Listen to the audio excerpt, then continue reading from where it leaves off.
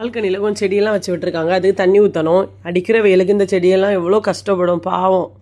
Cooking start பண்ணிடலாம். இன்றைக்கி lunch என்னன்னு பார்த்தீங்கன்னா சால மீன் ஃப்ரையும் அப்புறமா நெய் மீன் வாங்கி வச்சுருந்தேன். நம்ம வந்து வஞ்சரம்னு சொல்லுவோம்ல, அந்த ஃபிஷ்ஷில் வந்து கறியும் வைக்கணும். எனக்கு இங்கே கிடைக்கிறது கிரேட்டட் கோகோனட்லாம் ரொம்ப பிடிக்காது. அதனால் நான் வந்து முழு தேங்காவே வாங்கி கட் பண்ணி தான் யூஸ் பண்ணுறது. ஃபிஷ் கறி கன்னியாகுமரி ஸ்டைலில் தான் பண்ண போகிறேன். கூட பச்சை மிளகாய் தக்காளியெல்லாம் ஆட் பண்ணி நம்ம அரைச்ச பேஸ்டெல்லாம் ஆட் பண்ணிவிட்டு புளி தண்ணி ஆட் பண்ணி கொதிக்க வச்சிடலாம். சைட் பை சைடாக நான் வந்து ஃபிஷ்ஷையுமே வந்து வாஷ் பண்ணி எடுத்துட்டேன். ஃபிஷ் கறியில் மாங்காய் போட்டு சாப்பிட்றது உங்களுக்கு பிடிக்குமா? எனக்கு ரொம்ப பிடிக்காது. ஆனால் ஊர்லேருந்து வந்ததுமே அதை வந்து ரொம்ப நான் மிஸ் பண்ணேன். மீன் குழம்புல வந்து மாங்காய் போட்டு வச்சிடலான்னு. ஆனால் இந்த ஒரு மாங்காயோட ரேட்டே 100 ரூபா. ஃபிஷ்ஷுக்கும் மசாலா தடவி வச்சுட்டேன். கூடவே வந்து இந்த ரைஸு மட்டர் ரைஸ் தான் இன்றைக்கி பொங்க போகிறேன். இதை வந்து நான் குக்கரில் வச்சுட்டு வடிச்சிருவேன்.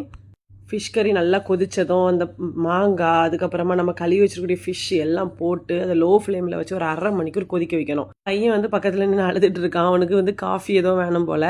கருப்பட்டி காஃபி ரெடி பண்ணிட்டு இருந்தேன். கேமராவை காட்டணுன்னு விழுந்துருவான். சில நேரம் நான் ஃபிஷ் கறிக்கு வந்து சின்ன உள்ளி அப்புறமா வந்து வெந்தயம் எல்லாம் போட்டு தாளித்து ஊற்றுவேன் தேங்காய் எண்ணெயில். இன்றைக்கி அப்படி ஒன்றுமே பண்ணலை.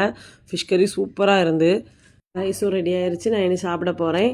கண்டென்ட்ஸ்லாம் பார்க்கறதுக்கு நம்ம சேனலை மறக்காமல் ஃபாலோ பண்ணி வச்சுக்கோங்க. பாய்.